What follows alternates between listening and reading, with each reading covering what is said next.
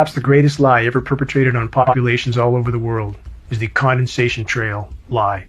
What we're seeing in our skies is not condensation. It's sprayed particulate dispersions with very few exceptions. They shouldn't be there. Jet engines burn clean. So if there's anything coming out of them, it's an additive. They're absolutely not contrails. Contrails do not linger, dissipate, and go into cloud coverage, period, in the report. And I kept saying to people, what is this? Because now the sky is no longer blue. It's starting to turn gray. And what I found was kind of like it was not socially acceptable. We're all going to pretend this is not really happening. And I thought, oh, this is very bad. Most are unfamiliar with a science term called global dimming. That term refers to the amount of direct sunlight that no longer reaches the surface of the planet due to light scattering particles that are building up in the atmosphere. And although many of these particles are from industrialized pollution, the larger majority are from the ongoing climate engineering solar radiation management operations.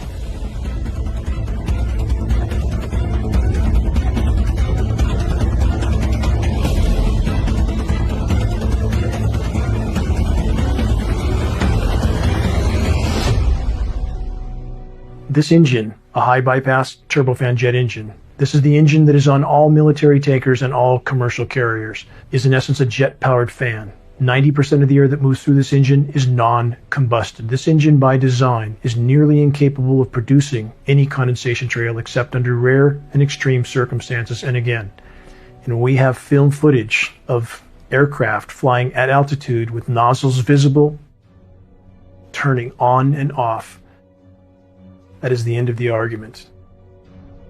Since even before man could fly, there was an effort to try to modify the weather.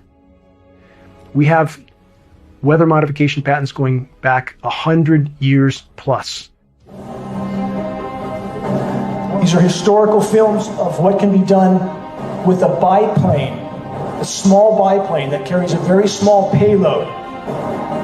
And that much can be done. How much more can a fully loaded military tanker, KC-10, KC-135, C-17 Globemaster, how much more material can they put in the air? About 500 times more with a single tanker.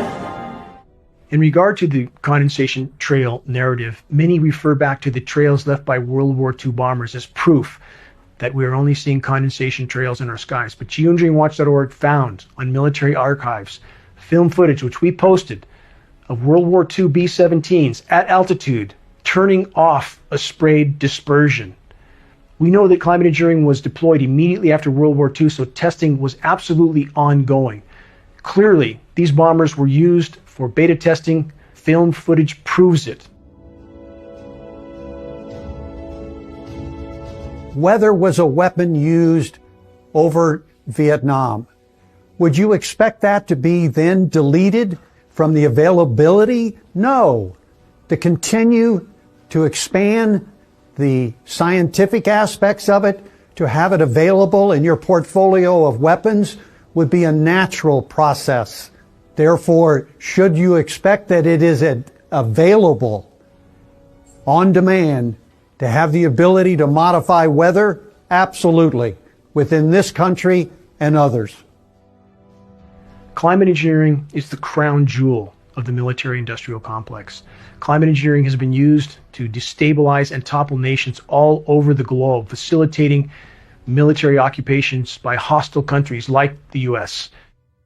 We know that some of these countries are having their precipitation cut off because they have stated so on the floor of the UN, like the president of Iran stating emphatically that NATO weather modification programs were cutting off the precipitation to Iran, but US media never covered it.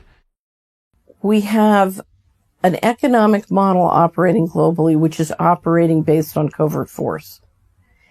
And I have very serious questions after watching the financial patterns as to whether that financial force or that force includes weather warfare. People were coming to me, telling me about this. So because of that, I went to the government in Ottawa under Freedom of Information. There was a 40-page report, of which half the pages were completely blank, and the other half had a lot of blank outs. But there was sufficient information to tell me that, yeah, they're aware. They call it geoengineering. One of the big problems is that when we find some new technology, we get all excited by it, by the potential benefits of that technology, and often implement it and use the technology before we have any idea of the negative effects.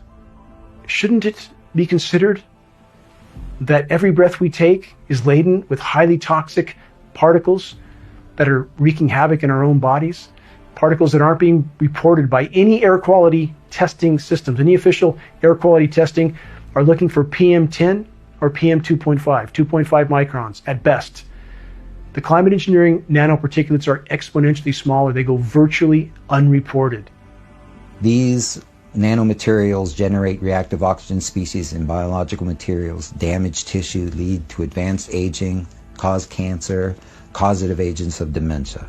So, yeah, we might think that we're doing something positive for humanity to save our species, but we're also poisoning ourselves.